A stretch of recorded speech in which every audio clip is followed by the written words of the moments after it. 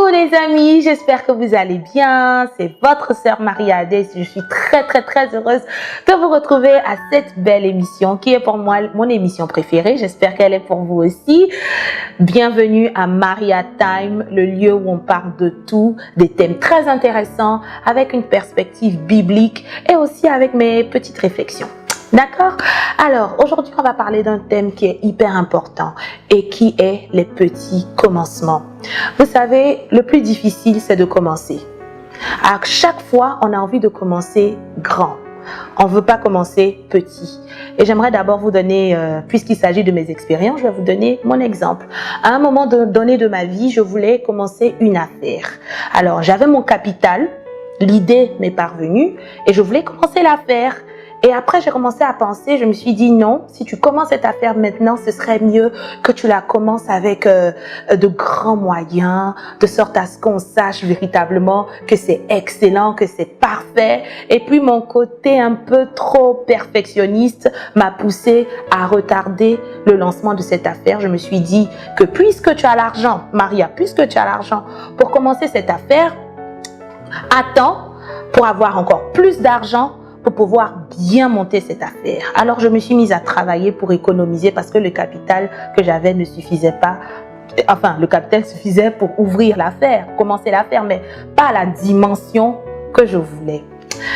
Résultat, en voulant travailler pour économiser, j'ai jamais pu commencer cette affaire. Parce qu'à un moment donné, la passion pour cette affaire n'était plus. Et c'est maintenant avec beaucoup de réflexion que je comprends qu'en fait cette idée-là, c'était Dieu qui me l'avait donnée. Et je devais l'utiliser au moment où Dieu me l'avait donnée. Si j'avais commencé petit, aujourd'hui je suis sûre que cette affaire aurait porté. Mais là, la passion est partie, le désir de faire cette affaire est parti. Et puisque Dieu m'a donné cette idée que je n'ai pas voulu l'exploiter, ben vous savez quoi, il y a eu au moins 10 autres personnes qui ont eu la même idée. Et aujourd'hui, le niveau est très saturé, il y a trop de compétition, je suis obligée d'aller devant le Seigneur pour une autre idée. Ne méprisons pas les petits commencements. Tout ce qui va durer commence petit.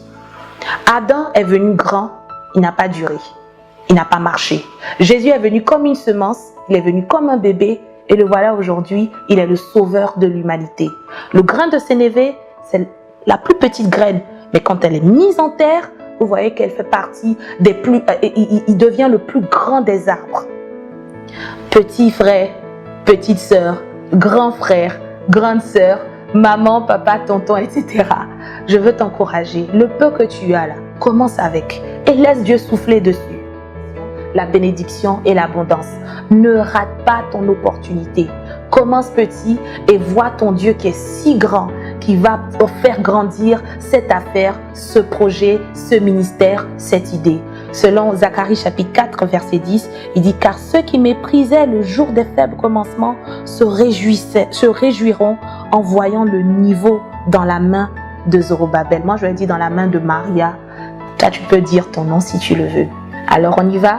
Et on commence avec ce qu'on a et on regarde à notre Père des Lumières en qui il n'y a aucune variation d'ombre pour qu'il vienne bénir ce que nous commençons. Je vous aime beaucoup et Dieu vous aime encore plus.